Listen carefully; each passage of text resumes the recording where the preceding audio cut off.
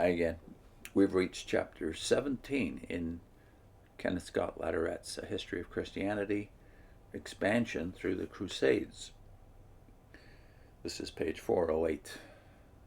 A phase of the life of Europe which loomed large through at least half of the 400 years from 950 to 1350 was the Crusades. In spite of their name, they were not entirely religious movements. Indeed, they were a phase of the beginning of the expansion of Europe, which, after a pause, was to be of major importance for the world and for Christianity in the ensuing generations, and not least in the 20th century. Ostensibly, they had a Christian motive. They were, with the authorization and in no small degree, at the initiative of the Roman branch of the Catholic Church. They were permeated by religious, if not purely Christian devotion, and they had marked effect upon the Christian communities, both in the West and in the East. However important though they were, this is not the place for more than a brief summary of them. Our interest in them is primarily in their bearing upon our subject, the history of Christianity.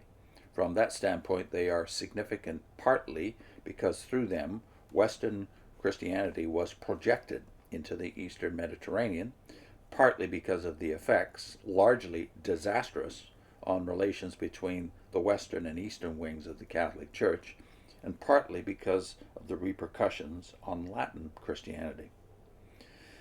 Here's the subhead, The Roots of the Crusades.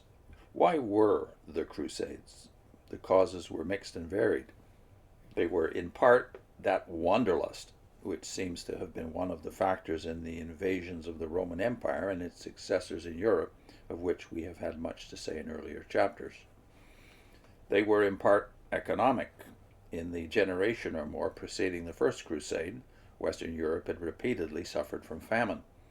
To the thoughtful of that time, Europe, sparsely settled by 20th century standards, appeared to be overpopulated. It had more mouths than the economy of the time could feed, and observers were not wanting who believed the land to be groaning under the weight of its inhabitants. Many sought release in these expeditions to the east. The Italian cities, now beginning to grow and looking eastward for trade, encouraged the Crusades as a means of furthering their commercial enterprises. There was the personal factor. Ambitious men saw in the Crusades opportunity for adventure, fame, and power. At the outset, the desire of the Byzantine emperors for aid against the Muslim Seljuk Turks contributed to the Crusades. In the 11th century, the Byzantine Empire fell on evil days. These began in 1025 with the death of the Emperor Basil II, and were accentuated when in 1056 the Macedonian dynasty, which had brought to the realm large accessions of territory and of power, came to an end. Internal dissensions combined with foreign invasions to threaten the very existence of the realm. In the west, the Normans conquered southern Italy, long a Byzantine possession. From the north, barbarians forced their way to the very walls of Constantinople. Even more formidable were the Seljuk Turks, originally from Central Asia, converts to Islam. In the 11th century, they built an empire which included Persia, Mesopotamia, Syria, Palestine, and Egypt. They fought their way into Asia Minor, and in 1071, the year of a decisive victory of the Normans in southern Italy, inflicted a stunning defeat on the Byzantine army in Armenia near Lake Van, and overran much of Asia Minor. The accession in 1081 to the imperial throne of Alexius Commenus brought vigorous leadership to Constantinople. This was continued by his immediate descendants. Some territory was regained, but only by what proved to be a reprieve. It is the religious factors which are here chiefly our concern. They were undoubtedly potent. First of all, in the minds of many, was the rescue from the Muslim of the places in Palestine, especially Jerusalem, which were sacred to the Christian. For centuries, Christians from the West, like those from other regions, had been making them the goal of pious pilgrimages.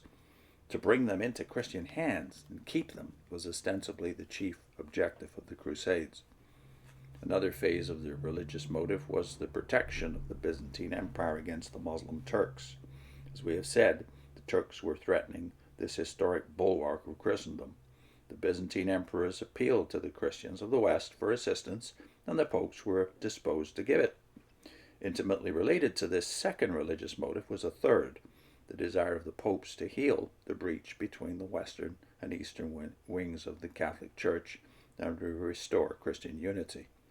In the 10th and 11th centuries, relations between East and West had deteriorated. Greek Catholics were scandalized, perhaps not unwillingly, by the state of the Church in the West, by the weak popes of that period of papal decline, by the spectacle of bishops leading armies, something which their wing of the Church did not know, and by reports of the generally low state of the faith in the West before the reforms, which were beginning to get underway in the latter part of the 10th century. With some of these reforms they were not in accord, notably the emphasis upon the celibacy of the priesthood. There remained, too, the chronic sources of irritation, which we have repeatedly noted.